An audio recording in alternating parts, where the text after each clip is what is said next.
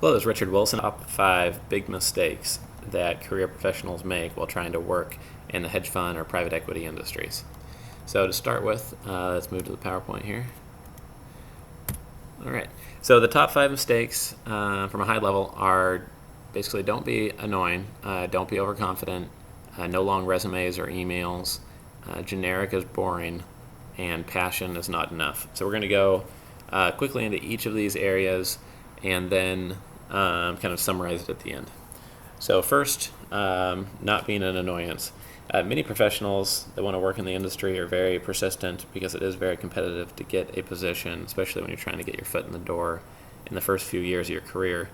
And what happens is you exponentially become more annoying to the more valuable contact you're trying to get in touch with, because the more valuable they are to work for, probably the more busy they are, and the faster time goes by for them, the more emails and voicemails they get. And if you send them 3 emails in the same day asking if they got their previous 2 emails, they're just going to delete all of your communications and not want to work with you because you obviously don't respect their time, or you just don't live in the same reality of things being very busy and you having to be patient for them to get back to you. We would suggest following up with somebody every 12 days.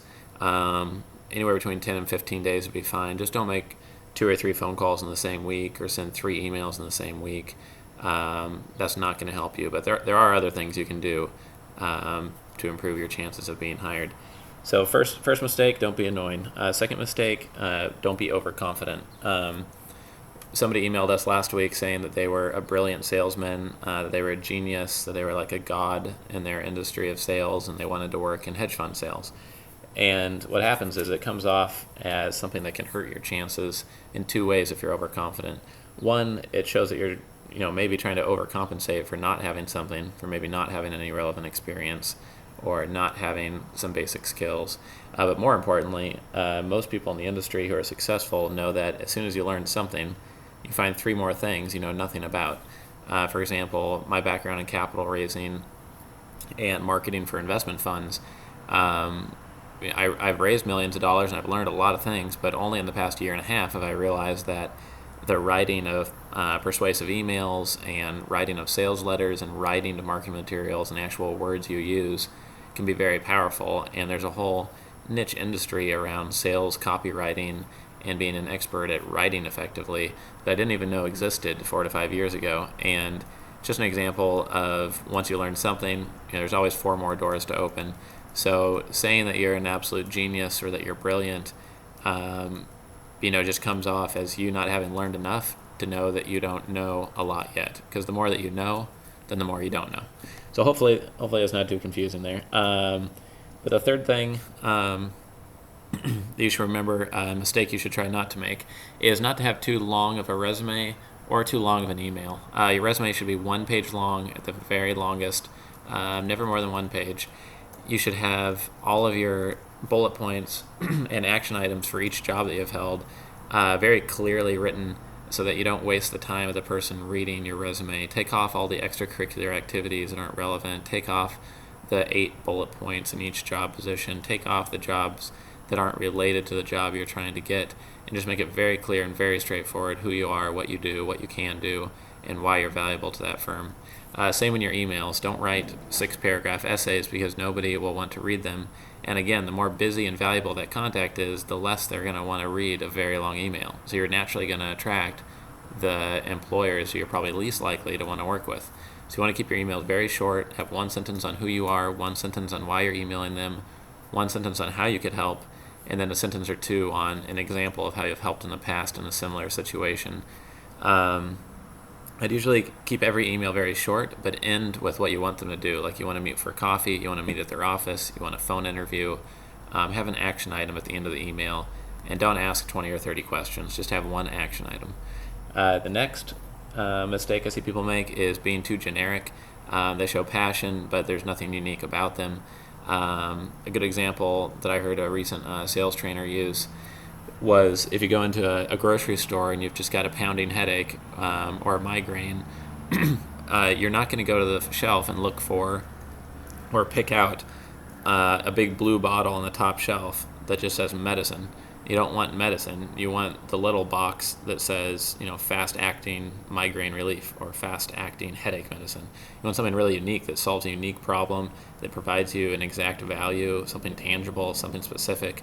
Lots of people, I think, don't get hired because they look generic. They look like the blue bottle of medicine, and nobody needs that. Nobody wants to pay for that.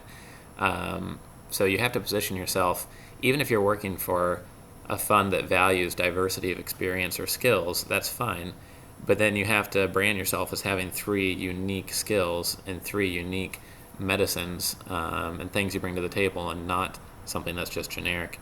The last thing to watch out for is focusing too much on the fact that you're passionate to get into the industry.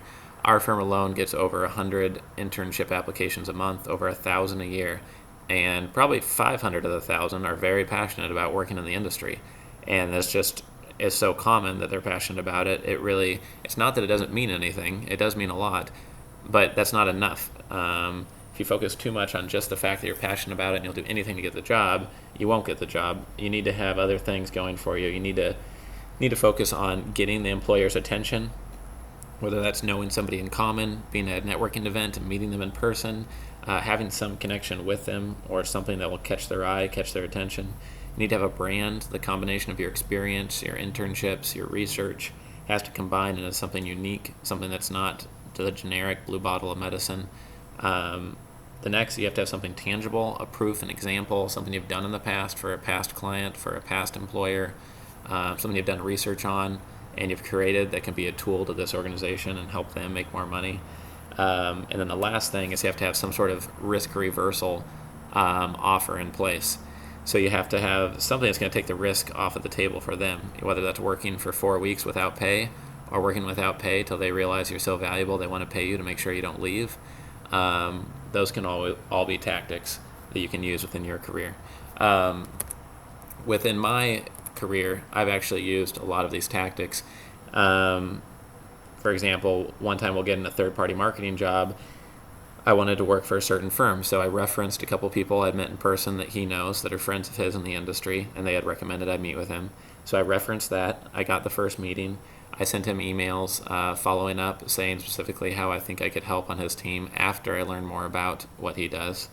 After that, I knew that hedge funds and investment funds in general create pitch books to market themselves, and those pitch books have very exact sections to them. 15 or 20 things have to be in that pitch book. So what I did was I created a pitch book for myself, and I pretended like I was a hedge fund and put together this pitch book. So every page normally would tell you something about the pedigree of the team.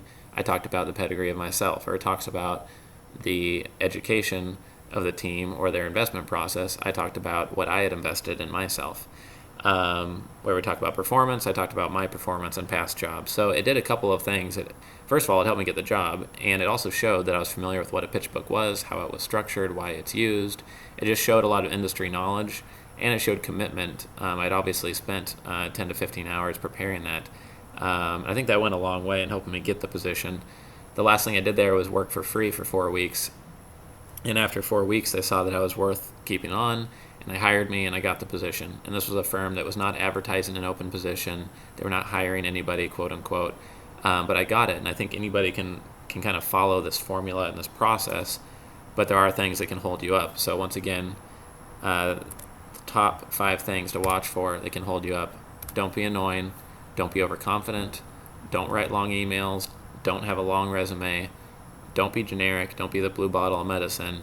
And passion is not enough. Don't just be passionate when you communicate with potential employers. Get their attention. Have a brand around yourself. Provide tangible proof and examples of your work. And then remove the risk from hiring you. And I think if you can avoid those 5 career mistakes, then you'll be ahead of at least 75 or 80% of the people you're competing with for positions. So that's all for today. We'll be coming out with many more videos very similar to this. So thank you for your time.